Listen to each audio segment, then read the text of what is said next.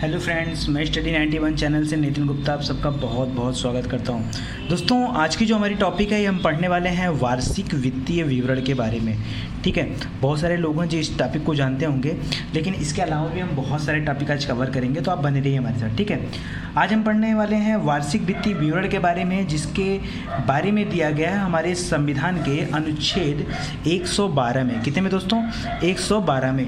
तो कैसे लिखा हुआ है देखिए, वार्षिक वित्तीय विवरण जो होता है ना, इसका सामान्य सा अर्थ होता है बजट। बजट का नाम तो हम सब लोगों ने सुना है, ठीक है ना। तो देखिए, बजट शब्द जो है इसका इस्तेमाल हमारे संविधान में नहीं किया गया, मतलब कहीं भी बजट शब्द नहीं लिखा गया है। समझिए आप बात को, कहीं भी हमारे संविधान में बजट शब्द लिखा ही नहीं गया है। हाँ, लेकिन बजट का उल्लेख है। तो आपके एग्जाम में क्वेश्चन बनता है कि बजट का उल्लेख हमारे संविधान में है कि नहीं। तो बजट का उल्लेख मतलब वार्षिक वित्तीय विवरण का उल्लेख। तो बजट का उल्लेख तो है, लेकिन बजट शब्द जो है वो नहीं लिखा गया है। ठीक है, तो दोनों बातें आप ध्यान रखेंगे। इसके अलावा देखिए, सरकार द्वारा प्रत्येक वित्तीय वर्ष के लिए जो भी वित्तीय वर्ष होता है, देखिए वित्तीय वर्ष क्या होता है, जो हम वर्ष जानते हैं ना, देखिए वर्ष जो होता है वो 3 प्रकार के होते हैं। एक वित्तीय वर्ष होता है जिसको इंग्लिश में फाइनेंशियल ईयर बोलते हैं, ठीक है। इसके बाद एक कैलेंडर ईयर होता है। देखिए, जो वित्तीय वर्ष होता है ना, वो 1 अप्रैल से शुरू होता है और 31 मार्च को समाप्त होता है। 1 अप्रैल से आप लोगों को पता होगा कि जितने भी बैंक हैं, सरकारी कंपनियां हैं, उन लोगों का खाता जो है 31 मार्च को बंद होता है और 1 अप्रैल से नया खाता चालू होता है। ठीक है, तो उनका क्या है सिस्टम, तो वो वित्तीय वर्ष को फॉलो करती हैं। लेकिन हम लोग क्या करते हैं, हम लोग अब नया साल अपना कैलेंडर ईयर से मनाते हैं। हम लोगों के लिए 1 जनवरी होता है और 31 दिसंबर साल का आखिरी दिन होता है। ठीक है, इसके अलावा एक और होता है, एक और तरीका होता है वर्ष को मापने का। जैसे दिवाली से दिवाली तक खाता बनता है, दशहरा से दशहरा बनता है, उसको फेस्टिवल ईयर बोला जाता है। ठीक है ना, यानी एक दिवाली से अगले दिवाली तक। तो कुल 3 तरह के होते हैं ईयर। ठीक है ना, तो हम बात करें फाइनेंशियल ईयर के बारे में, यानी वित्तीय वर्ष के बारे में, जो शुरू होगा 1 अप्रैल से और समाप्त होगा 31 मार्च को। देखिए, सरकार द्वारा प्रत्येक वित्तीय वर्ष के लिए व्यय और आय का एक विवरण तैयार किया जाता है। किसका? जो भी इनकम होगा, जो भी एक्सपेंडिचर होगा, उनका एक विवरण मतलब होता है स्टेटमेंट, संसद में प्रस्तुत किया जाएगा। यानी सरकार क्या करेगी, एक स्टेटमेंट प्रस्तुत करेगी कि हमारा इनकम कितना होगा और हमारा एक्सपेंस कितना होगा। इसके बारे में एक विवरण प्रस्तुत करेगी। कहाँ पे दोस्तों? तो संसद में प्रस्तुत करेगी।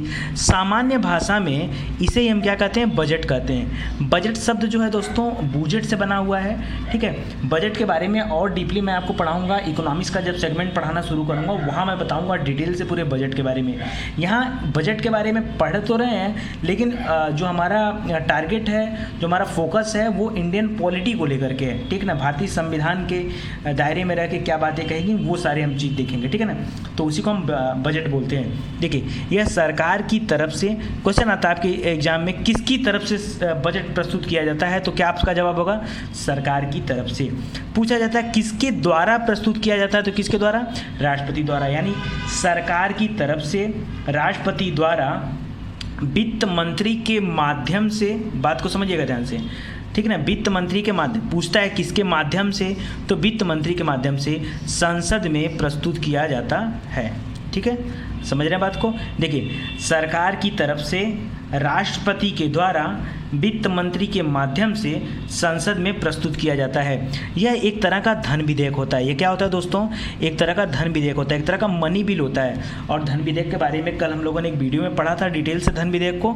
ठीक है, तो आप सब लोग जान गए होंगे। ठीक है ना, धन विधेयक की खासियत क्या होती है कि इसे केवल लोकसभा में ही प्रस्तुत किया जाता है और राज्यसभा, ऐसा नहीं कि राज्यसभा में नहीं भेजा जाएगा, भेजा जाएगा राज्यसभा में, लेकिन राज्यसभा उसे सिर्फ 14 दिन तक रोक सकती है मैक्सिमम जो है। उसके बाद उसे हस्ताक्षर करके पास करना पड़ेगा। ठीक है, तो सामान्यतः क्या कहा जाता है कि लोकसभा में ही प्रस्तुत किया जाता है। ठीक है, यानी एकाधिकार जो होता है, जो मोनोपोली होता है, वो किसका होता है? जो है लोकसभा का होता है। यानी बजट पे भी मोनोपोली किसका होता है? तो जिसकी सरकार उसकी मोनोपोली होती है। ठीक है, भारत सरकार जो है 2 तरह का बजट पेश करती है। क्वेश्चन आता है कि भारत सरकार कितने तरह का बजट पेश करती है, तो आपका जवाब क्या होगा? 2 तरह का बजट पेश करती है। एक आम बजट होता है, दूसरा रेलवे बजट होता है। आम बजट जो होता है वो देश के लिए होता है सामान्यतः। ठीक है, देश के सभी राज्यों के लिए सरकार के काम का लेखा जोखा होता है। जबकि जो रेलवे बजट होता है, रेलवे से संबंधित होता है। रेलवे बजट में रेलवे से संबंधित सभी काम दिए गए। आम बजट में रेलवे को छोड़कर जितना भी काम होता है, चाहे वो किसी भी क्षेत्र से संबंधित हो, किसी भी सेक्टर संबंधित हो, वो सब का सब किस में आएगा? आम बजट में आएगा। देखिए, 1921 से पहले दोनों एक साथ प्रस्तुत किया जाता था। आम बजट और रेलवे बजट एक ही बजट में आता था, लेकिन 1921 में एक कमेटी बनी थी, एक वर्थ कमेटी, ठीक है ना। उस कमेटी ने सुझाव दिया था कि दोनों बजट को अलग कर दिया जाए, ठीक है, और उनकी बात को मान लिया गया और आम बजट और रेलवे बजट तब से दोनों क्या हो गया, अलग अलग पेश हो रहा है, ठीक है ना। तो ये बात आप ध्यान रखेंगे। देखिए बजट में 2 प्रकार के व्यय शामिल किए जाते हैं, ठीक है। बजट में कितने प्रकार के व्यय शामिल किए जाते हैं? 2 प्रकार के व्यय शामिल किए जाते हैं। एक होता है भारत की संचित निधि पर भारित व्यय, ठीक है। भारत का जो संचित निधि, बहुत डिटेल से अभी बात करेंगे हम संचित निधि के बारे में, ठीक है। भारत की संचित निधि पर भारित व्यय। दूसरा है भारत की संचित निधि से किया गया व्यय। देखिए दोनों में अंतर क्या है, यहाँ हम बात कर रहे हैं भारित व्यय के बारे में, यहाँ हम बात कर रहे हैं सिर्फ व्यय के बारे में, तो थोड़ा सा अंतर है। यानी जो भारित वर्ड है इसमें कुछ ना कुछ छिपा हुआ है। तो क्या है भारित, ठीक है, किसे कहते हैं, इसको भी अभी हम बात करते हैं। पहले थोड़ी सी बातें और मैं आपको बता दूं। देखिए जो भी भारित व्यय होता है ना, भारित व्यय की खासियत होती है कि इसके संबंध में सदन में मतदान नहीं कराया जाता है। यानी जो वोटिंग होता है ना, वोटिंग होता ही नहीं है, ठीक है। इस पर केवल चर्चा होती है। आप चर्चा कर सकते हो लेकिन आप वोटिंग नहीं कर सकते हो। भारित व्यय की यही खासियत होती है, इस पर मतदान नहीं होता है, सिर्फ और सिर्फ क्या होगी दोस्तों, चर्चा होगा, ठीक है। तो क्या होता है भारित व्यय, इसको बारे में थोड़ा सा देख लेते हैं 2 लाइन, ठीक है, क्योंकि ये चीज़ों को अलग करता है थोड़ा सा। देखिए जबकि जो अन्य प्रकार के बिल होते हैं ना, उस पर क्या होता है, जो अन्य प्रकार के व्यय होते हैं उस पर मतदान भी कराया जाता है। और देखिए मतदान का मतलब क्या, आप समझ नहीं पा रहे होंगे। देखिए मतदान का मतलब है ना कि मान लीजिए सरकार ने कहा कि हमें जो है बुलेट ट्रेन पे खर्च करना है, अपने बजट में बुलेट ट्रेन को डाला, ठीक है, और उसने कहा कि 500 करोड़ रुपया बुलेट ट्रेन पे खर्च किया जाएगा, ठीक है, और ये अहमदाबाद से मुंबई को जोड़ेगा, ठीक है। तो एक इस तरह का जो है सरकार प्लानिंग कर रही है बुलेट ट्रेन चलाने का। तो उस पर जो होता है वोटिंग कराया जाता है, यानी मतदान कराया जाता है कि लोग सहमत हैं इस बात से, ठीक है, कि बुलेट ट्रेन चलाई जाए। तो वहाँ पे चर्चा भी होता है, मतदान भी होता है। लेकिन अगर हम भारित व्यय के बारे में बात करें, भाई बुलेट ट्रेन चलाने के लिए भी तो व्यय होगा ना, तो उस व्यय पे तो चर्चा मतदान दोनों होगा। लेकिन अगर हम बात करेंगे भारित व्यय पर, तो भारित व्यय पर मतदान वोटिंग होती ही नहीं, मतलब पूछना नहीं किसी से कि क्या करना है क्या नहीं करना, सिर्फ चर्चा हो सकती है। तो यार मतलब स्पेशल है, ठीक है। तो भारित व्यय समझ लीजिए, आप अपने समझिए कि स्पेशल व्यय के बारे में बात करते हैं। तो कैसे स्पेशल है, ये कैसे स्पेशल है अन्य से? देखिए राष्ट्रपति की जो उपलब्धियां होती हैं, जो भत्ते होते हैं या उनके कार्यालय का जो व्यय होता है, वो भारित व्यय कहलाता है। भाई राष्ट्रपति को जो वेतन भत्ता, उनके कार्यालय का जो भी एक्सपेंडिचर हो रहा है, वो जो दिया जा रहा है, क्या वो भी तो भारत की संचित निधि से ही दिया जा रहा है। तो अगर वो भारत की संचित निधि से दोस्तों दिया जा रहा है, तो क्या वो खर्चा नहीं है? एक सेकंड रुकिए, थोड़ा सा मुझे लग रहा है कि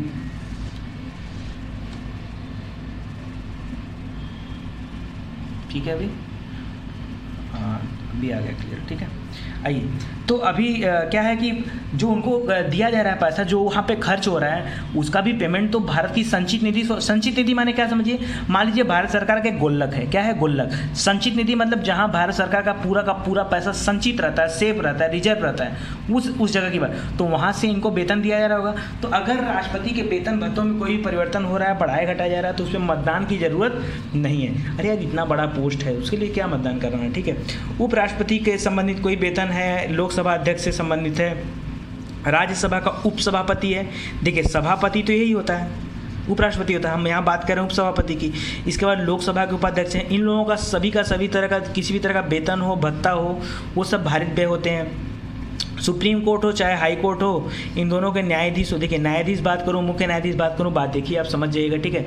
उनका वेतन भत्ता पेंशन ये सभी चीज़ें भी भारित व्यय में आती हैं। इसके अलावा जो CAG है, कैग है, जो UPSC के मेंबर हैं, जो हाई कोर्ट सुप्रीम कोर्ट हैं, CAG हैं, UPSC के कार्यालय के जो खर्चे हैं, वो सभी भी क्या होते हैं, भारित व्यय पर होते हैं। इसके अलावा जो भारत सरकार ब्याज पेमेंट करती है, निक्षेप देती है, वो सब भी क्या होते हैं, इस तरह के जो भी खर्चे होते हैं सब भारित व्यय होते हैं। तो इन सब पे मतदान नहीं कराया जाता है। मतलब अब देखिए आप किसी देश से भारत ने उधार लिया है, तो पूछने की ज़रूरत है क्या कि हम ब्याज दें कि ना दें, ठीक है। अगर कैग की जो है सैलरी बढ़ाई जा रही है, तो पूछने की ज़रूरत है क्या?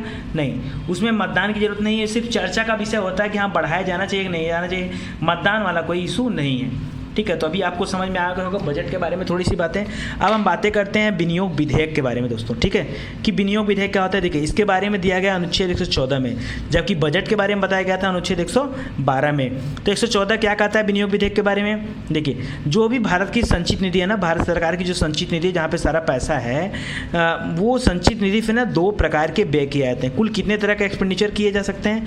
2 तरह के, एक होता है अस्थाई परमानेंट, एक होता है अस्थाई यानी टेम्परेरी। तो सिंपल सी बात है, 2 ही तरह के होते होंगे, ठीक है। अब बात करते हैं कि जो अस्थाई होता है परमानेंट होता है, वहाँ क्या होता है। अस्थाई में देखिए कि सरकार के कुछ अस्थाई खर्चे हैं, जैसे जितने भी सरकारी कर्मचारी हैं या उनके वेतन जो दिया जा रहा है, पेंशन दिया जा रहा है, भत्ता दिया जा रहा है, वो तो फिक्स है ना यार।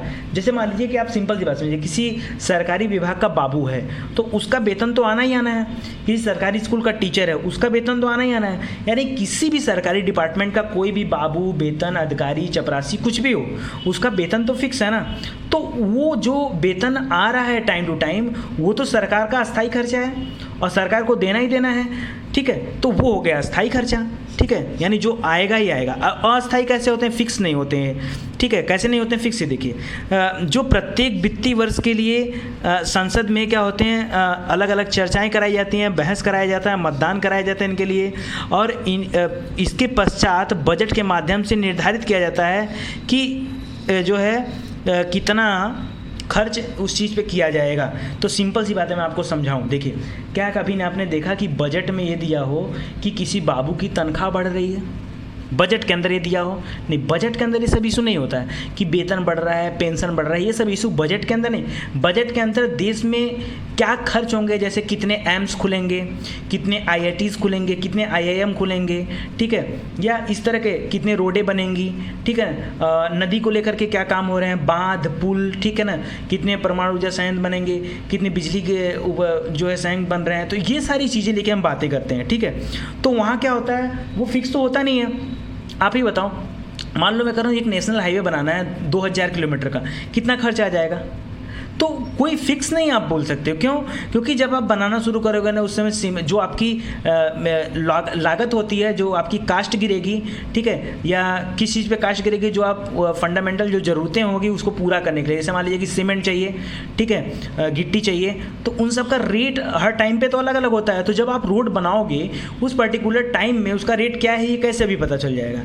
तो उस चीज़ के लिए वो अस्थाई व्यय होता है, यानी पूरा बजट जो होता है उसमें अस्थाई व्यय के ऊपर क्या होता है, चर्चा बहस मतदान करके बजट को तैयार किया जाता है। इनके ऊपर थोड़े तैयार किया जाएगा, इनसे क्या मतलब, इनको तो देना ही देना, इनकी सैलरी फिक्स होती है, ठीक है। इनकी सैलरी जब भी बढ़ाना होता है तो बजट आने की ज़रूरत नहीं है, सरकार ऐसे ही बढ़ा देगी। हाँ, 6वां वेतन आया होगा गया, 7वां वेतन आया हुआ गया, 8वां वेतन आया हुआ गया, वो तो बढ़ जाएगा, ठीक है। देखिए इस प्रकार से अगर हम कह सकते हैं कि दूसरे प्रकार के व्यय, देखिए ये वाला समय समय पर संचित निधि से धन निकाले जाने की आवश्यकता होती है। देखिए ये तो फिक्स होता है, ये अस्थाई वाला तो फिक्स होता है, इसको तो देना ही देना है सरकार को, तो ये वाला तो हो गया फिक्स, ठीक है। लेकिन जो अस्थाई वाला है इसके लिए थोड़ा थोड़ा पैसा, जैसे आपने देखते होंगे कि जब भी मान लीजिए 2000 किलोमीटर का अगर रोड बनाना है तो पूरा पैसा नहीं किसी को पेमेंट किया जाता, थोड़ा थोड़ा पैसा पेमेंट किया जाता है। तो जो थोड़ा थोड़ा पैसा पेमेंट किया जाएगा तो थोड़ा थोड़ा पैसा निकाला जाएगा संचित निधि से। तो अब जो थोड़ा थोड़ा पैसा निकाला जाता है ना, इसके लिए एक अन्य विधेयक पेश किया जाता है और उसी को हम बोलते हैं विनियोग विधेयक। यानी अगर आपसे कोई पूछे विनियोग विधेयक क्या होता है तो एक लाइन में आप बताइएगा कि संसद से बजट के काम को पूरा करने के लिए या सरकार द्वारा किए गए किसी भी कार्य को पूरा करने के लिए थोड़ी थोड़ी मात्रा में जो पैसा निकालना पड़ता है उसको एक विधेयक के माध्यम से निकालना पड़ता है और उस विधेयक को बोलते हैं विनियोग विधेयक। अभी आ गया आप अपने भाषा में देखिए, मैं आपको चीज़ें इतना आसान करके बताता हूँ कि आप ज़्यादा से ज़्यादा सरल ढंग से समझ सको, फिर आप उसको अपने लैंग्वेज में कन्वर्ट करके बोला करो, ठीक है। अपने लैंग्वेज में कन्वर्ट करके कुछ भी बोलो। देखो टीचर हमेशा चाहता है ना कि वो आपकी लैंग्वेज में सुनना चाहता है, चाहे वो आप सिविल का तैयारी कर रहे हो, SSC बैंक किसी भी एग्जाम का तैयारी करिए, आप अपने लैंग्वेज को फोकस किया करिए, ठीक है ना। देखिए अगली चीज़ें हैं कि संचित निधि क्या होती है। हम बार बार बात कर रहे हैं संचित निधि के बारे में। देखिए संचित निधि से धन निकाले जाने का प्रावधान होने के कारण यह एक धन विधेयक होता है। देखिए संचित निधि से पैसा निकलता है, तो जो हम विनियोग विधेयक पढ़ रहे हैं वो विनियोग विधेयक क्या होता है, एक धन विधेयक होता है और इसे लोकसभा में प्रस्तुत किया जाता है। तो चाहे बजट हो चाहे विनियोग विधेयक हो, दोनों का दोनों कहाँ जाएगा, लोकसभा में जाएगा। क्योंकि बजट बनाते समय, अच्छा शुरू में ही क्या होता है, बजट बनाते समय उस पर मतदान करा लिया जाता है कि ठीक है हमको जो है 5 IIT खोलना है। तो जब IIT का काम चालू होगा तो क्या दोबारा मतदान कराने की ज़रूरत है क्या? नहीं, दोबारा मतदान कराने की ज़रूरत नहीं है। जब पहले ही डिक्लेयर हो गया बजट में कि हमको IITs खोलना है, 5 IIT खोलना है अपने देश में, ठीक है। जब इस पर मतदान हो चुका है तो दोबारा जब IIT बनेगा तो जो छोटे छोटे मात्रा में पैसा निकलेगा, ठीक है, 1000 करोड़ आएगा, 2000 करोड़ आएगा, फिर 3000 करोड़ की ज़रूरत है, फिर 2000 करोड़ की ज़रूरत है, तो जो आएगा थोड़ा थोड़ा एक्सपेंस, क्या उस पर बार बार मतदान कराएगी सरकार? नहीं, इतना सरकार के पास टाइम नहीं कि एक ही काम के पीछे पड़ जाए, ठीक है। उसके बाद और सारे काम हैं। एक बार अगर बजट में कोई चीज़ दे दिया गया है, मतदान हो गया बजट में, ये डिक्लेयर हो गया कि बनाना है 5 IIT, तो फिर दोबारा उस पर मतदान नहीं होगा। आइए कुछ बातें करते हैं आप ऐसे सेगमेंट के बारे में जिस पे लोग कंफ्यूज रहते हैं, आप लोग भी, ठीक है, तो उसको आज समझ लीजिए। लेखानुदान क्या होता है? देखिए, लेखानुदान को सरल भाषा में बोलते हैं अंतरिम बजट। क्या बोलते हैं? अंतरिम बजट। देखिए, जब संपूर्ण वित्तीय वर्ष के लिए बजट न बना करके क्या होता है, किसी कारणवश कुछ महीनों के लिए बजट बनाया जाता है तो उसे लेखानुदान कहते हैं या अंतरिम बजट कहते हैं। मैं इसको दो पार्ट में समझाऊंगा। अभी रक्षाबंधन है ना, ठीक है, 7 तारीख को रक्षाबंधन है, ठीक है। तो अभी जो लोग भी घर से बाहर रह के पढ़ाई कर रहे होंगे, मान लीजिए उनका पैसा आता है हर महीने की 1 तारीख को, एज्यूम करने की बातें कर रहा हूँ, या कई लोगों के ऊपर तो एप्लीकेबल भी होगा। मान लीजिए आपका पैसा आता है 1, 2, 3 तारीख के अंदर आपका पैसा आ जाता है, लेकिन इस बार तो आपको 7 तारीख को घर जाना है। तो आपके पापा ने आपसे क्या उम्मीद लगाई है, या आपने अपने पापा से क्या उम्मीद लगाई कि जो है अभी पैसे मत भेजिए, 5-7 दिन हम जैसे तैसे चला लेते हैं, फिर उसके बाद जो है घर आ जाएंगे, तो फिर वहाँ से लौटते समय पैसा ले लेंगे, ठीक है। तो ये इसमें क्या हुआ, थोड़ा सा लेट हुआ ना। तो उसी तरह देखिए, मान लीजिए अभी योगी की सरकार आई मार्च में, इसके पहले फरवरी में किसकी सरकार थी? अखिलेश भाई की, ठीक है। तो मान लीजिए अखिलेश भाई हैं, तो उनका क्या है कि उन्होंने पूरे साल के लिए तो बजट प्रस्तुत नहीं किया होगा, तो उनकी अगर ज़रूरत है 4 महीने का बजट, तो 4 महीने का बजट बना के दे लेंगे, अपना काम करेंगे। बाकी के 8 महीनों का बजट बाद में बनाया जाएगा, ठीक है। जब अगली सरकार आएगी तो 8 महीने का बजट पेश करेगी। तो सिंपल सी बात है, यहाँ पे पूरे साल के लिए बजट नहीं बनता है। किसी कारणवश अगर मान लीजिए चुनाव तो किसी भी टाइम हो सकता है ना, मान लीजिए कि हमारा बजट बनता है 1 अप्रैल से लेकर 31 मार्च तक, और मई में सरकार बन रही है। क्या बन रही है? मई में सरकार। तो ये जो 1 अप्रैल है, पूरा मई है, ये 2 महीने का खर्चा कैसे चलेगा? तो इस 2 महीने के लिए एक अंतरिम बजट पेश किया जाएगा, बाकी के 10 महीनों के लिए दूसरा अंतरिम बजट पेश किया जाएगा। तो सिंपल सा ही होता है। तो उसी को हम क्या बोलते हैं? लेखानुदान बोलते हैं, ठीक है। बात करते हैं प्रत्यानुदान के बारे में। प्रत्यानुदान क्या होता है? तो कुछ ऐसी सेवाएं होती हैं जिन पर वर्ष के दौरान व्यय किया जाना निश्चित होता है, मतलब फिक्स होता है कि यार ये खर्च तो होना ही होना है, परंतु कितना व्यय करना है ये डिक्लेयर नहीं होता है, यह निश्चित नहीं होता है। तो इसलिए इसे बजट का हिस्सा नहीं बनाया जाता है, ठीक है। समय आने पर अलग से धन की मांग की जाती है और फिर वो धन ले लिया जाता है। जैसे मान लीजिए सरकार ने कहा है, बजट में नहीं कहा है, ऐसे ही कहा है कि मोदी जी ने कहा, मान लीजिए कि हम क्या करेंगे, 2 अक्टूबर को गांधी जयंती के दिन 1 करोड़ पेड़ लगवाएंगे पूरे देश में। कितना पेड़ लगवाएंगे? 1 करोड़।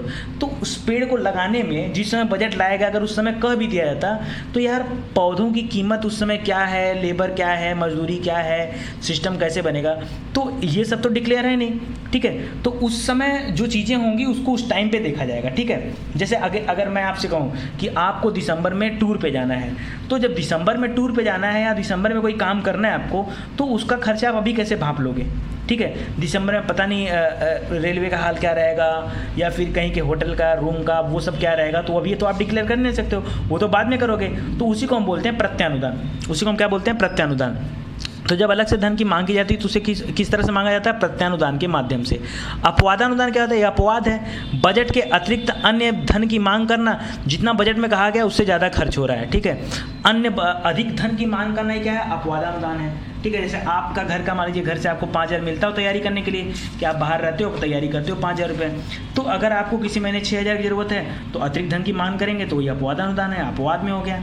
दोस्तों मैं कुछ चीज़ें और बता दूं आपको, निधियां क्या होती हैं भारत की, ठीक है। देखिए, भारत का संविधान केंद्र सरकार के लिए निम्नलिखित 3 प्रकार की निधियों की व्यवस्था करता है। निधि मतलब जहाँ जहाँ पैसा होता है, ठीक है। तो भारत की संचित निधि के बारे में बताया गया अनुच्छेद 266 में। भारत की लोक लेखा निधि के बारे में बताया गया अनुच्छेद 266 में। देखिए दोनों का सेम है। जबकि भारत की आकस्मिक निधि बताया गया है 267 में, ठीक है। तो ये बातें आप ध्यान रखेंगे, इन दोनों का 66 है, आकस्मिक का 67 है। कई बार एग्जाम में आता है क्वेश्चन यहाँ से, तो ये आपको याद होना चाहिए। आइए बात करते हैं थोड़ा सा भारत की संचित निधि के बारे में। 2 लाइन जानते हैं कि अनुच्छेद 266 में किस तरह से बातें कही गई हैं। देखिए, सरकार को प्राप्त सभी प्रकार के राजस्व, चाहे जैसा भी राजस्व मिल रहा, राजस्व माने क्या होता है? इनकम। सरकार को प्राप्त सभी इनकम, आय, जितनी भी आय हो रही चाहे जैसे भी हो रही है, उसके अलावा जो भी सरकार बाजार से ऋण ले रही, चाहे WTO हो, वर्ल्ड बैंक हो, कहीं से भी वो अगर ऋण ले रही, किसी देश से ऋण ले रही है, ठीक है, स्पेशली किसी ऑर्गेनाइजेशन से ले रही है, ब्रिक्स वगैरह से ऋण ले रही है, ठीक है ना, तो किसी भी तरह से अगर उनके पास इनकम आ रहा है, पैसा आ रहा है, चाहे राजस्व के थ्रू, चाहे ऋण के थ्रू, या स्वीकृत ऋणों पर कोई ब्याज उनको मिल रहा है, जैसे उन्होंने किसी को लोन दिया उस पर ब्याज उनको मिल रहा है, तो भी तो पैसा आएगा। तो किसी भी माध्यम से अगर सरकार के पास पैसा आता है तो पैसा कहाँ जाके रखा है, वो पैसा जाके रखा जाता है संचित निधि में, जिसको इंग्लिश में बोलते हैं कंसोलिडेटेड फंड, वहाँ पे जमा हो जाता है, ठीक है। इसी तरह से अनुच्छेद 266 में प्रत्येक राज्य की समेकित निधि का वर्णन किया गया है, ठीक है। देखिए अनुच्छेद 266 में कुल 4 बातें हैं। भारत की संचित निधि तो यही है, उसके साथ साथ आपका कौन सा है, राज्यों की जो समेकित निधि है। देखिए राज्यों की संचित निधि को क्या बोलते हैं हम लोग, समेकित निधि, ठीक है, तो उनका भी वर्णन यहाँ पे दिया गया है, ठीक है। इसके अलावा अगर हम बात करें भारत की लोक लेखा निधि के बारे में, तो ये भी 266 में है, तो राज्य वाला भी 66 में ही होगा, ठीक है, तो 4 हो गया ना। देखिए ये क्या होता है, ये पब्लिक फंड होता है। लोक निधि माने लोक माने ही होता है, पब्लिक निधि माने फंड, तो लोक निधि माने पब्लिक फंड। यहाँ कहते हैं कर एकत्रीकरण से प्राप्त, जो टैक्स ले रही सरकार, जैसे अभी GST के थ्रू ले रही है, तो GST के थ्रू सरकार को जितना भी आय मिल रही है, ऋण द्वारा जितने भी पैसे मिल रहे हैं, उन सबको कलेक्ट कर कहाँ जमा करेगी, पब्लिक फंड में, ठीक है। कुछ हिस्सा कहाँ जाएगा, पब्लिक फंड में, ठीक है। देखिए जैसे कर्मचारी की जो भविष्य निधि होती है ना, ठीक है ना, वो भारत की लोक निधि में जमा किया जाता है, जिससे जो कटता है, PF कटता है, प्रोविडेंट फंड जो कटता है, वो कहाँ जाके रखा जाता है, भारत की लोक निधि में रखा जाता है। इसी तरह अनुच्छेद 266 में राज्यों की भी लोक निधि का वर्णन है, और इसके व्यय जो होते हैं, धन होते हैं, धन व्यय, उसको कौन डील करता है, महालेखा नियंत्रक द्वारा जांचा जाता है। मतलब इसका जो एक्सपेंसेस होता है, जो खर्च होता है, उसका जांच पड़ताल कौन करता है, तो महालेखा नियंत्रक करता है, ठीक है ना। अब देखिए भारत की आकस्मिक निधि क्या होती है, तो आकस्मिक निधि पहली बात तो आप याद करिए कि इसको आपातकालीन निधि भी बोलते हैं, और ये दिया गया है अनुच्छेद 267 में। इसको इंग्लिश में बोलते हैं कॉन्टिजेंसी फंड, ठीक है। इसमें क्या होता है कि ऐसी निधि जो आपातकाल में प्रयोग किया जाए, मतलब आपातकाल के टाइम जब आपके ऊपर परेशानी हो, समस्या हो, उस समय अगर प्रयोग किया जा रहा हो तो उसे बोलते हैं, हम क्या बोलते हैं, आपात निधि बोलते हैं। देखिए क्या होता है कि ऐसी निधि जो आपातकाल में प्रयोग की जा सकती है और स्थापित करने का भी अधिकार देती है, मतलब कि यूज करने का अधिकार देती है, तो वह क्या कहलाती है, आपातकालीन। यह निधि राष्ट्रपति के अधीन होती है। किसके अधीन होती है, राष्ट्रपति के अधीन होती है। राष्ट्रपति चाहेगा तभी इस निधि से पैसा निकाला जा सकता है, अदरवाइज कोई पैसा इसमें से नहीं निकाल सकता है। देखिए राष्ट्रपति जो होता है वो धन के लिए पहले स्वीकृति देता है, ठीक है, कौन देगा, राष्ट्रपति, तो फिर संसद क्या करेगी, वहाँ से धन निकाल सकती है। यहाँ का जो व्यय होता है, संसद का जो व्यय होता है, यहाँ का धन के बराबर धन की भारत की संचित निधि से निकाल लिया जाता है, बाद में से डाल दिया जाता है। देखिए होता क्या है, आपातकाल के दौरान तुरंत तो पैसा निकल नहीं पाएगा, ठीक है, तो पहले क्या करते हैं, आकस्मिक निधि से पैसा निकाले, जैसे अचानक से पैसा चाहिए, तो अगर आप संचित निधि से निकाल रहे हो तो पता चला लोकसभा राज्यसभा से पूछताछ करोगे, चर्चा मतदान करोगे, लेकिन अगर तुरंत जरूरत, जैसे आ गया, मान लीजिए कि बाढ़ आ गया कहीं पे, ठीक है, तो बाढ़ के टाइम क्या होता है, सरकार को तुरंत राहत भेजना है, राहत कार्य करना है, तो राहत कार्य करने के लिए तुरंत वहाँ पर जितने लोग फंसे हैं उनको बाहर निकालना, ठीक है, और फिर उनके खाने पीने की व्यवस्था करना तुरंत है, तो वहाँ पर अब हम चर्चा जाएँ, मतदान कराने तैयार है, तब तक तो कितने लोग लुढ़क जाएंगे, ठीक है। तो ऐसे कंडीशन में सरकार क्या करती है, तुरंत राष्ट्रपति अलाउ कर देता है कि आप भारत की आकस्मिक निधि से पैसा निकाल लीजिए, भारत की जो आपातकालीन निधि है वहाँ से पैसा निकाल लीजिए और आप यूज कर लीजिए। बाद में क्या करिएगा, संचित निधि से पैसा उठा के इसमें डाल दीजिएगा, ताकि इसका पैसा बाद में इमरजेंसी में यूज करने में काम आए। तो देखिए ओवरऑल निकलता कहाँ से, निकलता संचित निधि से है,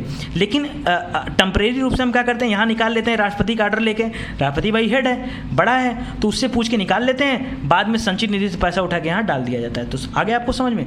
देखिए इसी तरह अनुच्छेद 267 के तहत जो है 67 के तहत राज्यों को भी आकस्मिक निधि स्थापित करने का अधिकार दिया गया है कि हर राज्यों के पास भी उनकी आकस्मिक निधि होगी, आपातकालीन निधि होगी। तो दोस्तों आज के लिए बस इतना ही, बाकी की बातें हम लोग कल वाली वीडियो में करेंगे, अगले दिन करेंगे। बहुत बहुत धन्यवाद आपका दोस्तों। और हाँ प्लीज़ वीडियो पे जो ऐड आता है उस पर यार क्लिक किया करिए, मैं आपसे कितने बार कहा हूँ, ठीक है, प्लीज़ वीडियो को स्किप मत करिए, ठीक है। अगर मैं आपको इतनी मेहनत से पढ़ा रहा हूँ तो थोड़ा सा मेहनत यार आप हमारे लिए कर लो। मैं आपसे बहुत बड़ी चीज़ नहीं मांग रहा हूँ, सिर्फ आपसे इतना कर रहा हूँ कि प्लीज़ आप ऐड पे क्लिक किया करिए, ठीक है। आपको तो चाहिए यार, मैं बोला हूँ एक बार ऐड पे क्लिक करने के लिए आपको तो 4-6 बार क्लिक करना चाहिए। अगर आपको मेरी बातें समझ में आ रही, मैं इतना मेहनत करके आपको पढ़ा रहा हूँ, तो यार आपका फ़र्ज़ बनता है भाई तो मेरे लिए कुछ करो, ठीक है। और वीडियो को शेयर करिए, और कोई दिक्कत होता है तो फिर कमेंट में बात किया करिए, कोई दिक्कत नहीं, कमेंट आप किया करिए, कमेंट में अपने क्वेश्चन को लिख के भेजा करिए, मैं रिप्लाई ज़रूर करूँगा, ठीक है। रविकांत जी, अगर आप वीडियो देख रहे हैं तो आपका बहुत बहुत बहुत बहुत शुक्रिया।